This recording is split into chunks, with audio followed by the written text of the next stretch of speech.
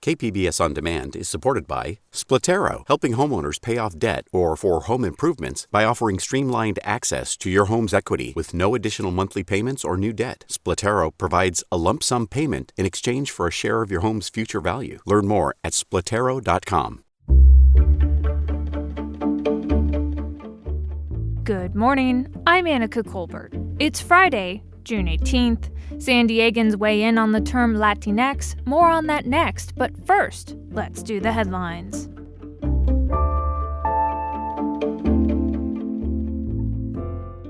Face masks are no longer required for fully vaccinated California workers under rules adopted by state regulators on Thursday. Dave Thomas, who chairs the California Occupational Safety and Health Standards Board, noted the continued misinformation on masks and vaccines. If you haven't been vaccinated, I wish that you would seriously consider it, because I think it's probably the most important thing that you can do for yourself in these circumstances. Within minutes of the vote, Governor Gavin Newsom signed an executive order allowing the rules to go into effect immediately instead of undergoing a 10-day administrative law review. Championship golf is back at Torrey Pines. Thursday was day one of the championship series that's featuring local pros like Phil Mickelson and Xander Schauffele. There's more than 150 players teeing off this week. Attendance, though, has been scaled back with a cap of 10,000 fans per day. Restrictions ban autographs, selfies, and fist bumps with the golfers. Petco Park was packed full for the first time in more than a year for Thursday night's opening day. Fans were excited to be out and about, to say the least. It's totally different from sitting home on the couch watching it from TV to being in the field. Hear the crack of the bat, that slam Diego going on, We needed it. We need this. It's been a long time coming. It's been almost 2 years since we were allowed in. So we're really excited to get there. The fans were thrilled with a walk-off win against the Cincinnati Reds on Thursday. Big crowds are expected for the rest of the season. From KPBS, you're listening to San Diego News Now. Stay with me for more of the local news you need. KPBS On Demand is supported by UC San Diego's Art Power, presenting cellist Joshua Roman, performing from his album Immunity, alongside music by J.S. Bach and more. Sunday, June 22nd at UC San Diego's Epstein Family Amphitheater. Reserve your tickets at artpower.ucsd.edu.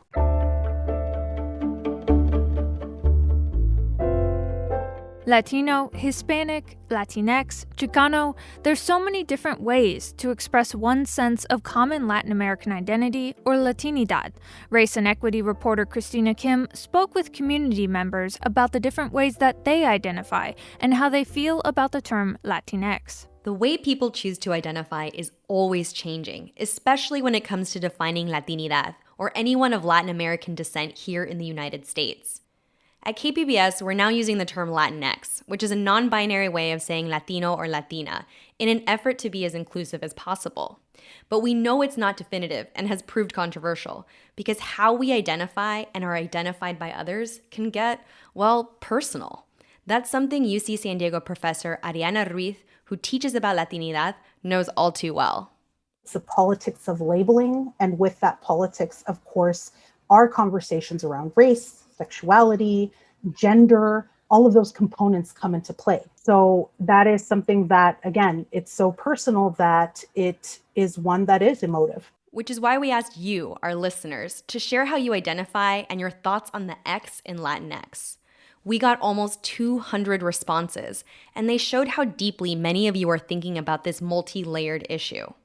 Some, like Priscilla Vidal, who identifies as non-binary, embraced the term Latinx years ago. For me, I just don't identify as male or female. I feel like very gender neutral, and so the whole term Latinx kind of feels like that, but it also feels like it's its own movement.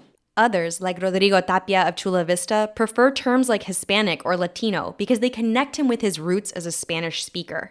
He understands the need to be inclusive, but thinks Latinx erases his connection with Spanish, which he grew up speaking. It listed a little bit of whitewashing insofar as the language is concerned. To me, Latino or Latina or even Latinx means that you're identifying with a culture that holds Spanish, in a special place.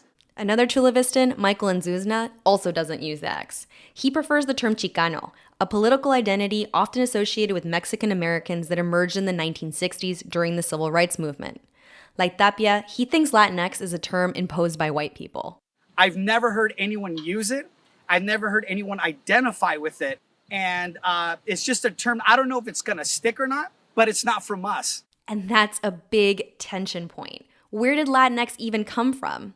Professor Ruiz says that's a difficult question. So there is no one origin story. The X is one that is discussed as coming out of indigenous communities throughout Latin America. It's one that we've seen used within Latin American feminist circles as well. When we're talking about Latinx within the US, the X is really functioning there to mess with gender binaries. Because of the lack of clarity about when people started using Latinx, people have their own interpretations and understandings about it. Alejandra Lucero Canan identifies as queer, Latinx, and Chicanx. And unlike Inzuzna and Tapia, doesn't see Latinx as a colonized label coming from outside the community. She likes using the X because it makes people stop and think about who has been ignored. The X makes me think of the people that are not often included in these conversations, non-binary people, Afro-Latinos or Afro-Chicanos, and people with disabilities. In the end, there isn't a single definition or understanding of any of these identity labels. But Ruiz says that's a good thing. And so really we want to think about it as embracing the tension, really leaning into the messiness that is a term like Latinx, like Latino, this question of Latinidad. It's not one singular thing, but one that is much more multifaceted and has lots of different histories and experiences tied to it. And that story from race and equity reporter Christina Kim.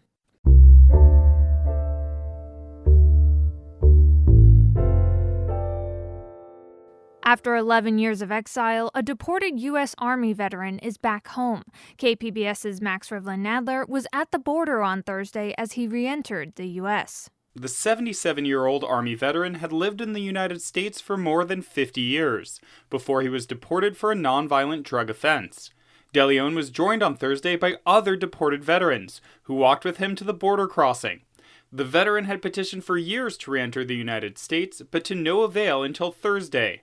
Immigration attorney Ian Cerullo helped De Leon get his successful application to the federal government. You know, having him live here in Tijuana, away from most members of his family, and it's just, again, very unfortunate and sad. De Leon plans to live with family in Santa Maria, California. His goal has always been to return, in any way, to the country he served. And that was KPBS's Max Rivlin-Nadler. The city of San Diego has released a new analysis of policing practices and how they're experienced by communities of color. The report comes from a Yale University-based research organization called the Center for Policing Equity. KPBS's Melissa May has more. The report looks into 3 areas: traffic stops, non-traffic stops, and use of force, comparing the treatment of people of color to the treatment of whites. Black people were subject to force 4.8 times as often per resident as white people. Michael Burbank of the Center for Policing Equity says black people also experienced more non-traffic stops. So what does it mean when we have a finding of a racial disparity? Disparity rates in police contact and the outcomes of this contact mean that racial groups within the community of San Diego have different experiences of policing. The report takes into account crime rates, poverty rates, and neighborhood demographics that contribute to the disparities.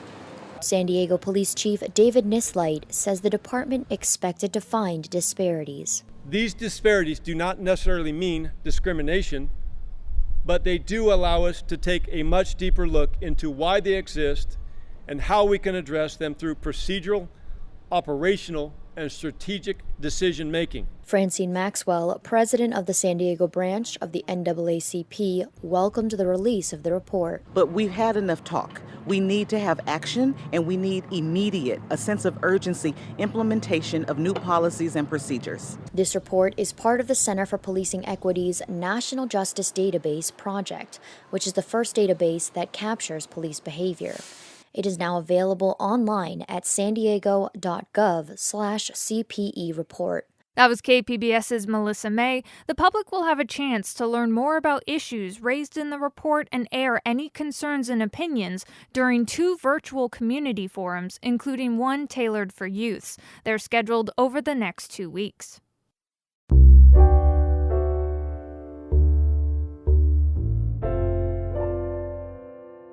Environmental groups have asked the city of San Diego to close off part of the La Jolla coastline to protect sea lions and their pups from tourists. But the city has declined to take that step for now. KPBS environment reporter Eric Anderson has more. The Sierra Club asked the mayor on Tuesday to close off public access to the sea lion rookery. In an emailed statement from the mayor's office, city officials say they will add additional signage soon, and the city will increase park ranger hours there. It is mixed news for the Sierra Club's Richard Miller. I'm glad to hear that they think that they can get the signage up that's necessary in a very short period of time. That would be extremely good for us. Miller is unhappy the city is not willing to keep the rocky shoreline off limits to people. City officials said in their email statement that the mayor is willing to consider it in the long term if regulators and stakeholders can reach a consensus. The statement says the guidance from federal and state agencies is skeptical about full beach closures to protect marine mammals. And that was KPBS environment reporter Eric Anderson. A summer event celebrating classic cars and the good old times now has something more to celebrate. KPBS North County reporter Tanya Thorne has more about Cruising Grand's return to Escondido. Cruising Grand, the classic car show, returns to Grand Avenue in Escondido today. Last year would have been the event's 20th anniversary, but the pandemic put a pause to its 20-year streak. Bob and Nancy Enlow have been driving their 59 Chevy Impala to Cruising Grand for the past 6 years. We're very excited. We missed it a lot. It means a lot to us older people with classic cars. Cruising Grand, you get to see your friends all the time. The free family event will start at 4 p.m. every Friday through September. Diana Gale, the manager of Felipe's Pizza on Grand, is excited to welcome the event back, but is also nervous. Because we are understaffed like a lot of restaurants right now. Although the event is called Cruising Grand, there won't be any cruising because of outdoor dining in the downtown area. Instead, Grand Avenue will be closed to car traffic in both directions. And the classic cars will all be parked, giving people a chance for an up-close look. And that was KPBS North County reporter Tanya Thorne. And coming up on the podcast, will people go out to the movies now that the pandemic restrictions have eased? KPBS's Beth Accomando checked in with the Angelika Film Center at Carmel Mountain. Plus, we'll have our weekend local arts events preview. That's all next, just after the break.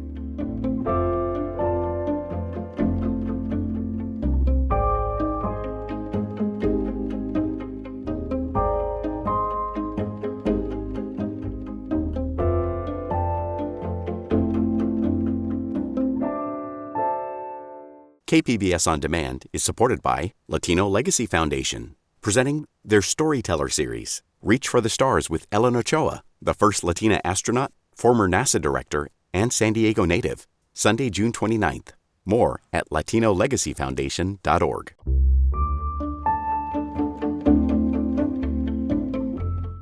On Wednesday, the Angelika Film Center at Carmel Mountain celebrated the state's lifting of pandemic restrictions by offering morning screenings. KPBS arts reporter Beth Accomando visited the cinema to see how things are going. On June 15th, cinemas received new guidelines for operation from the state, signaling a return to a kind of normalcy for theater patrons, says Angelika Film Center's general manager, Chris Herbert. It's like coming back home, basically. I mean, A, they want to get out of the house. B, a lot of people, their weekly routines include going to the movies. So when we have so many of our regulars come in and they're so happy, and it's good to see them, The past 18 months have been a challenge for theaters. They were forced to close for a good portion of the pandemic, and when allowed to reopen, were only able to operate at 50% or less capacity, says Natasha Mulholland, marketing manager for Angelika Film Center and Reading Cinemas. We felt a great deal of suffering throughout this time. It was so difficult to, enforce all these new measures. We had many people upset about having to wear a mask or, upset about having to wait in seemingly longer lines because of the social distancing. Social distancing is now gone, and staff were peeling off the 6 feet apart floor stickers as proof of the change. Starting now, we are at 100% capacity, so we will no longer enforce social distancing measures. So when you book your seat, there are more seats to choose from. We will have regular seating, and there won't be that social distancing requirement where it automatically blocks off seats next to you. Although cinemas are now allowed to fill every seat, the Angelika Film Center is not selling out, at least not yet. So the National Association of Theater Owners has designed a campaign to get people to ditch their couches and go to the cinema. And we want to encourage more people to come back through Cinema Week, which is taking place June 22nd to 27th, and it incorporates several fun events. So we'll be doing movie trivia on the outdoor patio June 23rd. There will also be prizes, concession discounts, and wine and beer tastings during Cinema Week. Angelika also hopes that patrons will like not having to wear masks if they're fully vaccinated. If you have not been, we are requiring that you come in with a mask on and wear it in all common areas. This is up to the patron to be honest about, and we do really hope that people do the right thing. Theater staff, however, will still be required to wear masks, at least for now. How eager people are to come back to movie theaters may depend on the films. There's nothing like that moment when the lights go down. The projector ignites. And we believe. We've seen a lot of pre-sales for F9, the Fast Saga.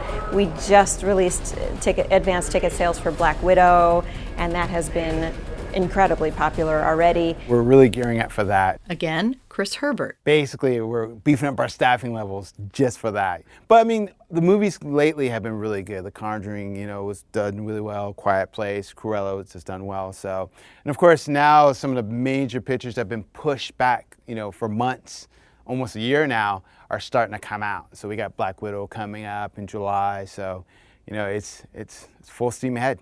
But Angelika Film Center has a history of encouraging people to attend more than just the blockbusters. We have a fantastic documentary about Rita Moreno opening this week, as well as the Sparks Brothers, the Edgar Wright film. I really feel a strong sense of positivity. Herbert says he and his staff are driven by two things. We show good movies and we take care of our guests. And that's first and foremost. Like when you come in here, you're treated like you're part of the family. So that's I think what really brings people here to Angelika. So maybe Dom and his cinematic family are just what's needed to get people off their couches and into cinemas again. We'll see you soon.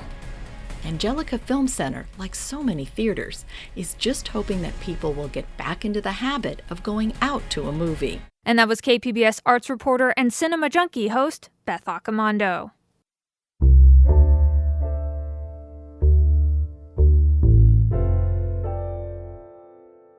And if you're looking for some local arts events this weekend, KPBS arts editor and producer Julia Dixon Evans is here with her weekend preview. First up, local writer, bar manager, and musician Ben Johnson released his feature film Fanboy earlier this year, and now the long-awaited soundtrack is being released. The film is a thriller firmly entrenched in the local music scene, so as you can imagine, the soundtrack is jam-packed with locals. But the film centers around a fictional band, Xenos. So cold! So a lot of the incredible music in the film were original tracks written for this fictional band. Johnson is bringing Xenos to life to perform on Saturday afternoon at 3 p.m. in the Krakatoa Coffee Shop parking lot in Golden Hill. It's a free show, and the newly released soundtrack will be available to buy on vinyl.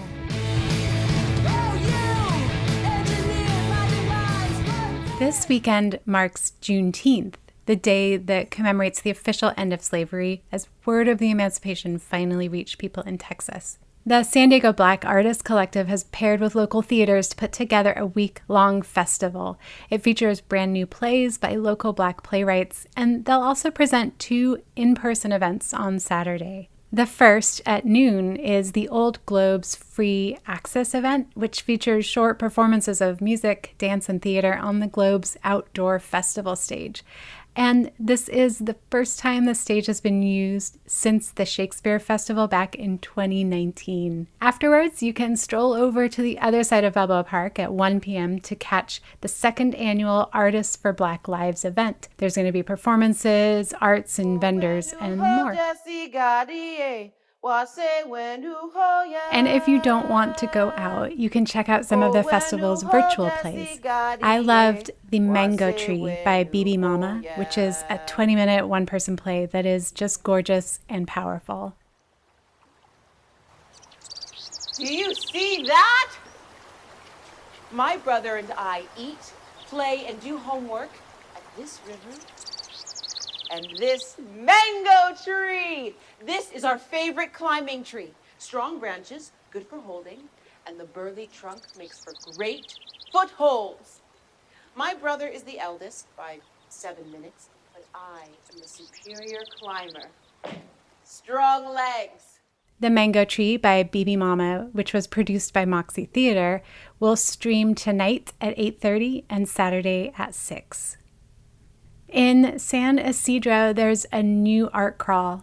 Art spaces and businesses are coming together to launch Cedro Saturdays, which will be held the third Saturday of each month. This Saturdays is the first from 5 to 10 p.m., featuring poetry performances, live music, art vendors, DJ sets, and food and beer, and also lowriders. There's a QR code and a map online of all the participating locations, but a good place to start is at the Front Gallery on West San Isidro Boulevard.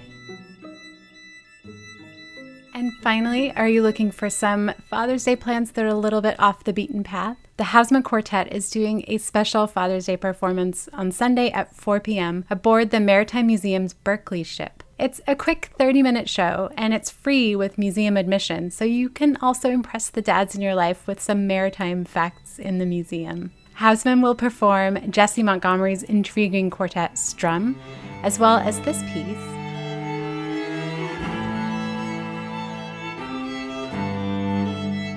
which is one of my favorite contemporary compositions, Caroline Shaw's Valencia.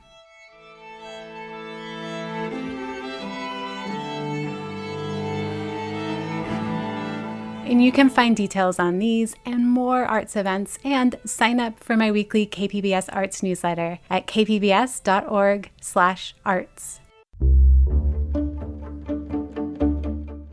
And that's it for the podcast today. Be sure to catch KPBS Midday Edition at noon on KPBS Radio, or check out the Midday Edition podcast. You can also watch KPBS Evening Edition at 5 o'clock on KPBS Television. And as always, you can find more San Diego news online at kpbs.org. I'm Annika Colbert. Thanks for listening, and have a great holiday weekend.